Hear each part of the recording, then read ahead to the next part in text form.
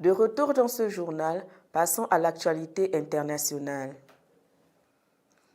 À l'est de la République démocratique du Congo, la menace Ebola refait surface. Face à l'inquiétude grandissante des populations, les autorités sanitaires déploient un dispositif de prévention renforcé. Vaccination, sensibilisation et surveillance épidémiologique. Les mesures se multiplient pour contenir le virus et restaurer la confiance. Reportage de Lionel Bougou.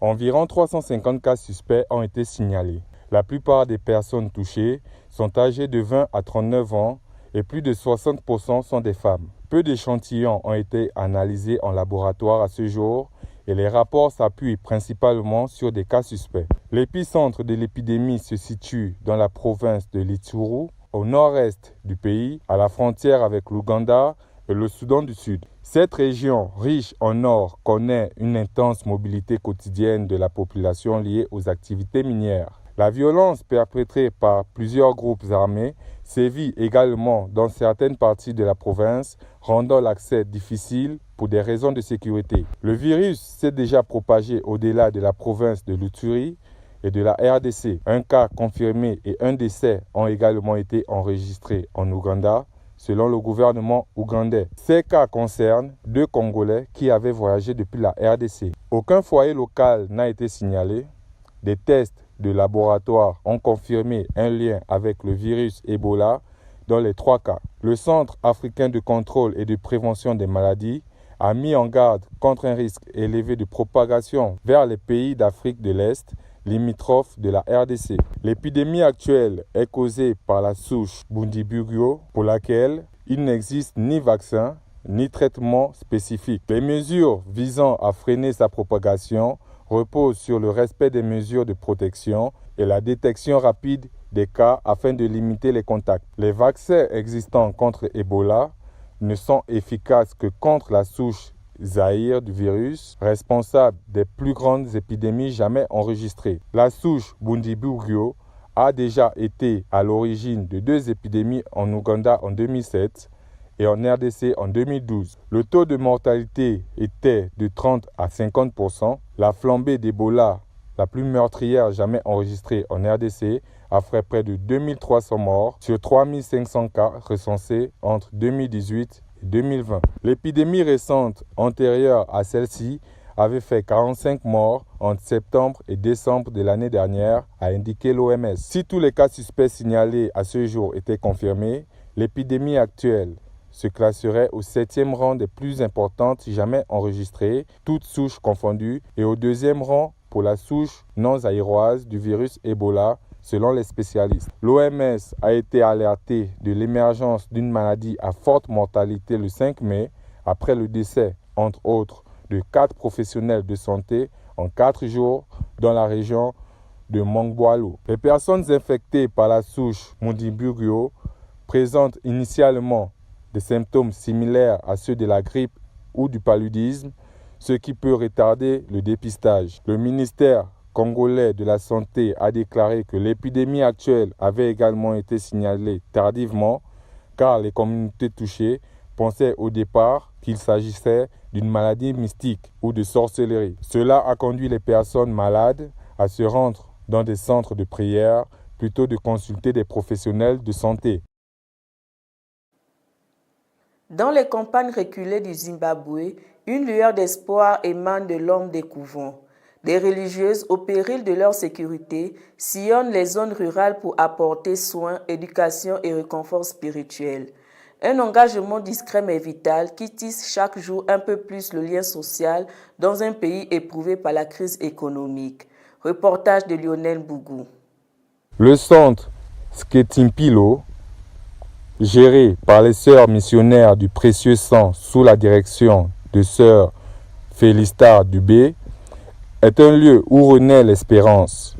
Son nom signifie « choisir la vie », une devise qui s'incarne chaque jour au sein du centre.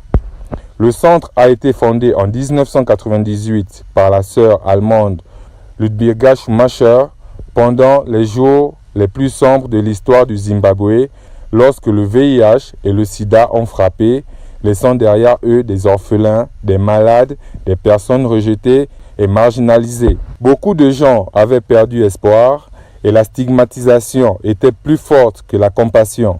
Sœur Ludbirga a compris la nécessité de venir en aide aux enfants marginalisés, pauvres et vulnérables, ainsi qu'aux adultes atteints et affectés par la maladie. Elle a rassemblé des groupes et formé des bénévoles locaux, organisé des visites à domicile et commencé à redonner une dignité à ceux qui l'avaient perdue. Elle a fait sienne la mission de rappeler à ceux qui luttaient contre la maladie que leur vie avait toujours de la valeur, malgré la stigmatisation et la ségrégation auxquelles ils étaient confrontés au sein de la communauté. L'espoir renaissait, symbole montrant que la vie est possible, même dans la détresse. Aujourd'hui, 20 ans plus tard, Sœur Félistar poursuit cette mission avec le même courage. Le centre Sketimpilo intervient directement au sein des familles vulnérables plutôt que de séparer les enfants de leur communauté. Grâce au soutien des donateurs, notamment allemands et espagnols, le centre prend en charge les frais de scolarité de près de 120 enfants, offre un accompagnement psychologique et veille à ce qu'aucun enfant ne se sente abandonné face à ses souffrances. L'impact est réel. 2 étudiants soutenus par le centre sont aujourd'hui à l'université. L'un étudie le travail social et l'autre les études du développement et ils servent désormais l'endroit même qui les a aidés. Le Togo franchit un cap historique dans l'intégration africaine.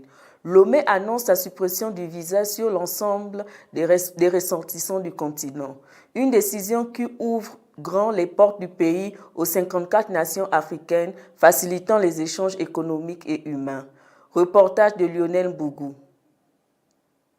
Dans un communiqué publié lundi à Lomé, le ministre togolais de la Sécurité et de la Protection civile, le colonel Calix Batossi Madjoulba, a indiqué que cette mesure traduit la volonté constante des plus hautes autorités togolaises de promouvoir l'intégration africaine, de renforcer la libre circulation des personnes et des biens et de favoriser une coopération accrue entre les États et le peuple du continent. L'exemption de visa est accordée pour des séjours n'excédant pas 30 jours. Les voyageurs restent toutefois soumis au contrôle de sécurité, d'immigration et de santé publique en vigueur. Les autorités précisent également que les ressortissants africains devront effectuer une déclaration préalable sur la plateforme gouvernementale voyage.gouv.tg au moins 24 heures avant leur arrivée afin d'obtenir un bordereau de voyage à présenter aux frontières. Avec cette décision, Lomé rejoint notamment le Rwanda, les Seychelles, la Gambie, le Bénin et le Ghana parmi les pays africains ayant levé l'obligation de visa pour les citoyens du continent. Le Bénin avait instauré cette mesure en 2019, tandis que le Rwanda l'avait officialisé en 2023 lors du sommet mondial du tourisme organisé à Kigali. Le Ghana a pour sa part annoncé l'application d'une politique similaire à partir de 2025. Les autorités togolaises présentent cette réforme comme un levier destiné à renforcer l'attractivité du pays et à faire du Togo un hub régional de services, d'affaires et d'échanges humains au cœur de l'Afrique. À Washington, une prière chrétienne géante a rassemblé des milliers de fidèles sur les marches du Capitole. Organisé à l'initiative du président Donald Trump, cet événement mêle ferveur religieuse et démonstration politique. Un signal fort adressé à l'aile évangélique, pilier électoral et historique du locataire de la Maison-Blanche. Reportage de Lionel Bougou.